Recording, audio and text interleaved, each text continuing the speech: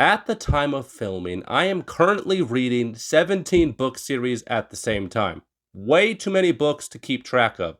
So, the goal for this week is to make that list a little shorter. It's going to be a good week. Welcome to the reading vlog.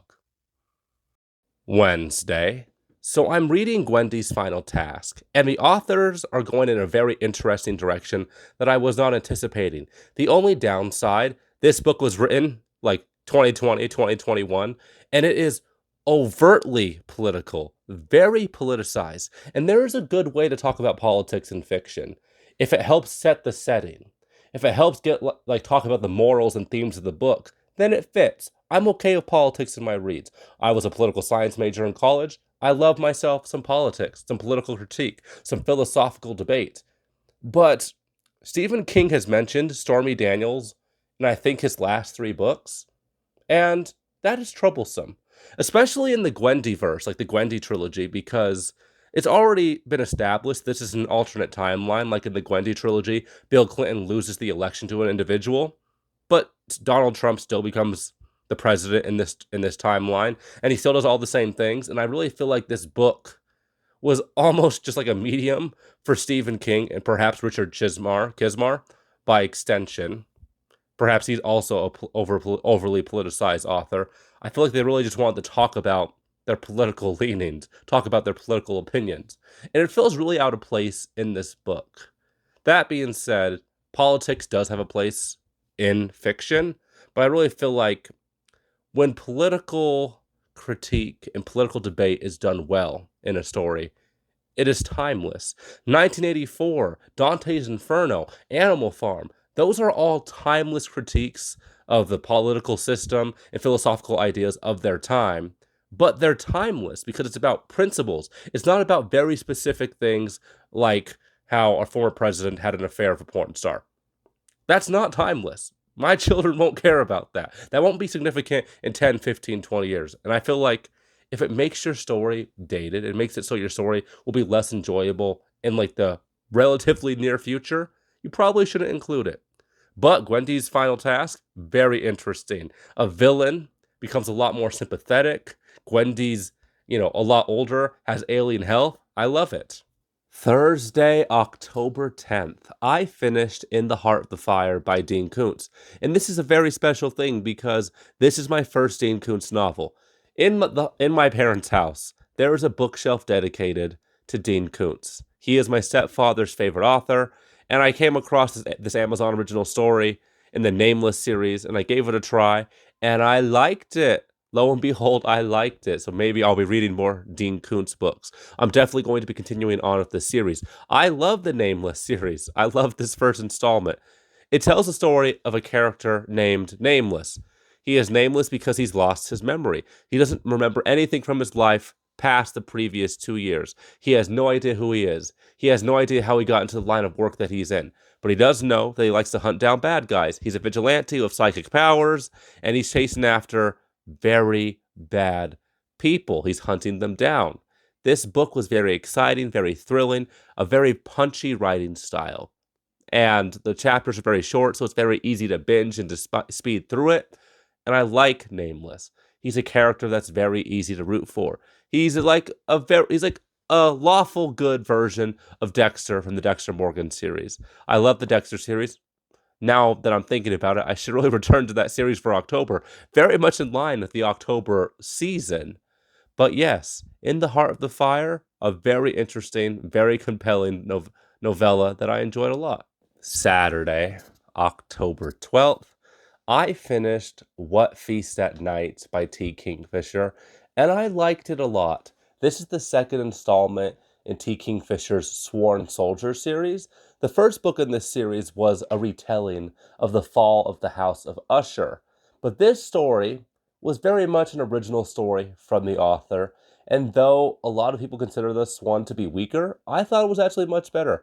Maybe it's just because I don't care too much for classic Gothic literature, but I really liked What Feast at Night. I love this creepy little ghost story.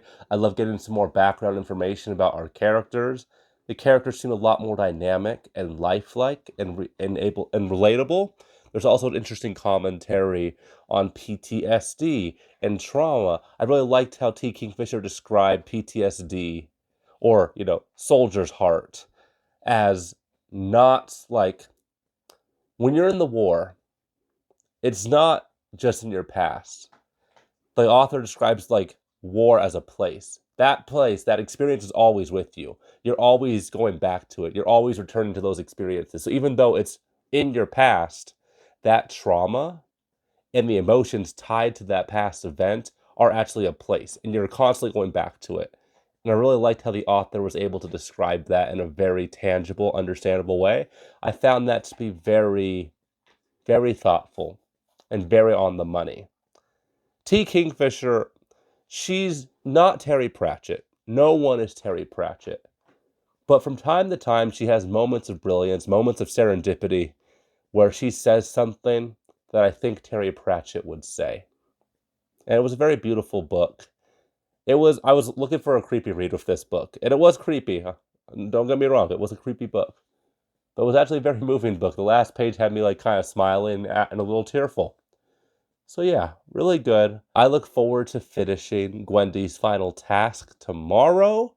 And yeah, that'll make for a pretty good week.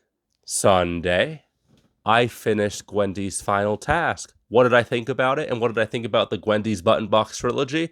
I have mixed feelings. The trilogy overall it didn't need to be a trilogy. The first book could have definitely been a standalone. The second book was very much not needed. The third book, though, made everything right. What a great ending. The ending of this series brought tears to my eyes. It was so bittersweet. It was so moving. It was so cathartic. I had a very visceral, evocative reaction to it. And Stephen King, he gets a lot of flack for not ending his books well. He's gotten better with that in the recent decade or two. But this was a masterful ending. I loved it. What are the downsides about this trilogy? Well, it didn't need to be a trilogy, and the second, to a lesser extent, and the third installment of this trilogy are so political. And I'm okay with an author including their politics and their beliefs and their philosophies in their works, because it's their art. If it helps them express the book the way they want to, I'm all for it. But why does it bug me that Stephen King and Richard Chizmar felt the need to constantly bring up disgraced Republican presidential candidate and the virus that shall not be named and corrupt Republicans? It bugs me because it's already established in the second book of this trilogy that this is an alternate timeline to the one that we're living in.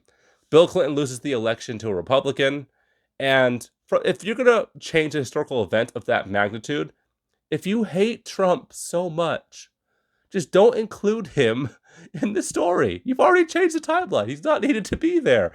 And it was just very jarring because I'm reading this nice, thrilling story, and Gwendy's final task really adds a certain wrinkle to it about Gwendy's health that really made the story a lot more interesting and a lot more unpredictable. But the pacing and the plot is mired down with all these rants about politics, about the virus that shall not be named, about corruption with the Republican Party, about how they hate people. And it really just seemed out of place. Stephen King is really giving off baby boomer ranting on Facebook energy in his recent books, and I'm not a fan of it. I don't think it's flattering on him. Even if I agree with him about a lot of things politically, I don't like that. I really feel like if you want to include your politics in your books, make it relevant to the story. Make it help the story be better. Don't just add it because you can add it. Dean Koontz also did this in his Nameless book that I read this week, but not to the same extent. There was 8 words of politics in the Nameless book and several pages of it in the Gwendy's Button Box trilogy. So that's okay. This week was pretty dang good. Finished 3 books, finished 2 series. I finished T. Kingfisher's Sworn Soldier. I finished Gwendy's Button Box trilogy. I started another series, the Nameless series. I think there's 6 books by Dean Koontz. They're all short, so I should be finished with that before the end of the year. 602 pages, 3 books. I had lots of emotions, lots of thoughts. I'm very satisfied with it. I also got 100 pages done of The Stand. The Stand's only 1,300 pages, I think, so I'm that's 8 or 9%. Not half bad. This week was okay. Next week will be even better. I look forward to seeing what the stories have in store for me, and I'll talk to you guys next time.